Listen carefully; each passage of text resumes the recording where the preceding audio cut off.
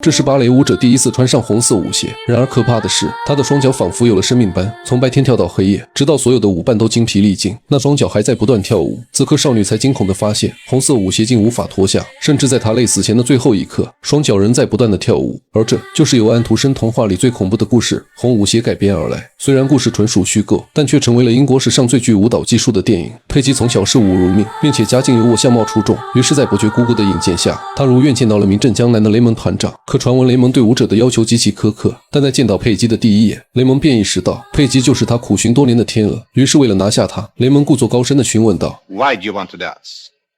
Why do you want to live? I don't know exactly why, but I must. That's my answer too.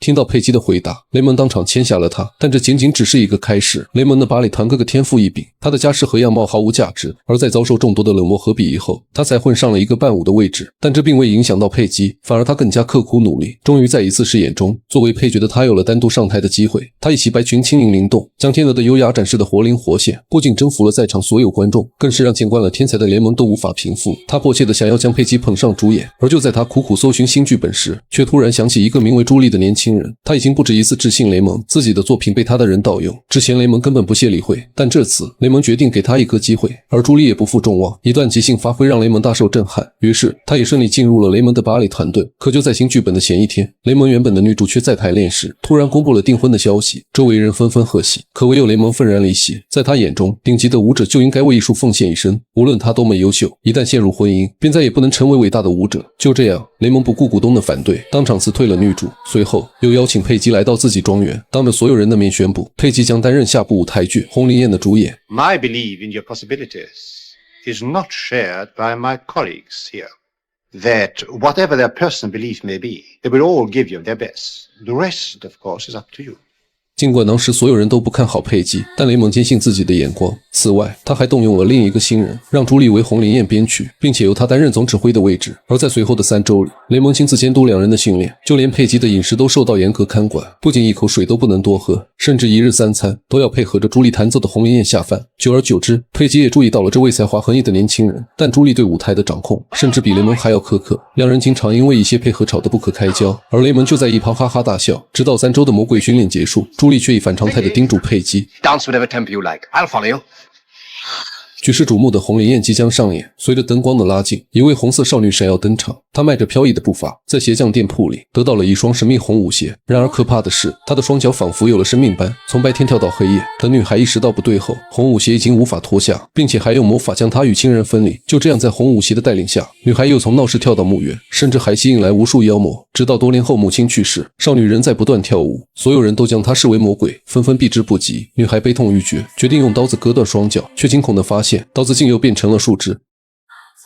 就这样，在魔鬼的引诱下，少女只能将自己活活累死。而在临死前，她只求有人能将红舞鞋脱下。这次举世瞩目的红林宴圆满落幕，这场表演也登上了英国头条。作为主演的佩姬更是一炮而红。但她做梦也想不到的是，不久后的她竟真的死在了红舞鞋的脚下。而自从那日起，雷蒙的电话便被彻底打爆。面对天价的出场费，雷蒙全部拒绝。他要亲自打造佩姬，将她捧为有史以来最顶尖的舞者，带着她在全世界巡演。而雷蒙说到做到，在随后的日子里，只要是佩姬的主演，全都座无虚席。一时间，雷蒙和佩姬的名字响彻了整个英国。可就在团队的庆功宴上，雷蒙却在队员的口中得知，佩姬与作曲家朱莉双双缺席。 Let this great romance begin with the red shoes. 而这也是雷蒙最不能容忍的事情，并且佩姬还是他有史以来最看好的舞者。与此同时，朱莉与佩姬在海边的马车上刚许下永不分离的诺言，结果第二天他就被雷蒙请去喝茶，而雷蒙也没有废话，只给朱莉2个选择，要么放弃佩姬，要么被自己封杀，整个舞蹈界没有他的容身之地。 In that case, I'll relieve you of it.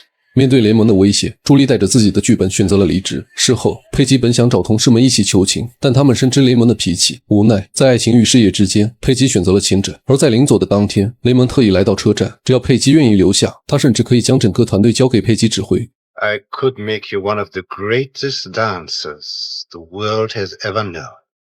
Do you believe that? Yes, I do. And all that means nothing to you? You know exactly what it means to me. En voiture! En voiture!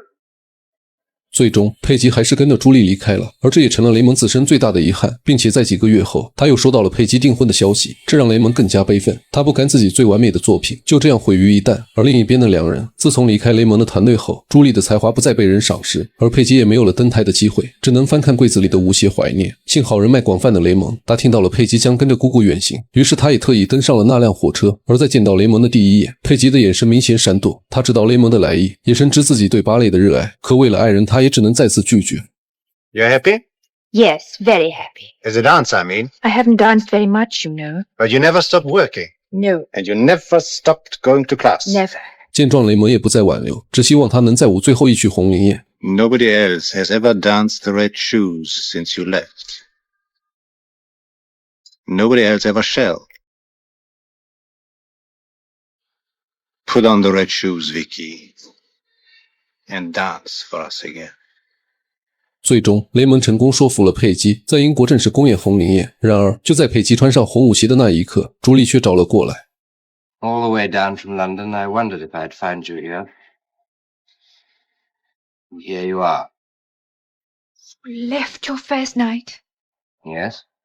朱莉不顾佩吉的想法，执意要带他离开。可关键时刻，雷蒙也赶了过来，一个希望他回归家庭，一个希望他重回舞台。佩吉近乎崩溃，他不愿放弃爱人，更不愿放弃舞台，但两人执意要他做出选择。All right, go then. Go with him.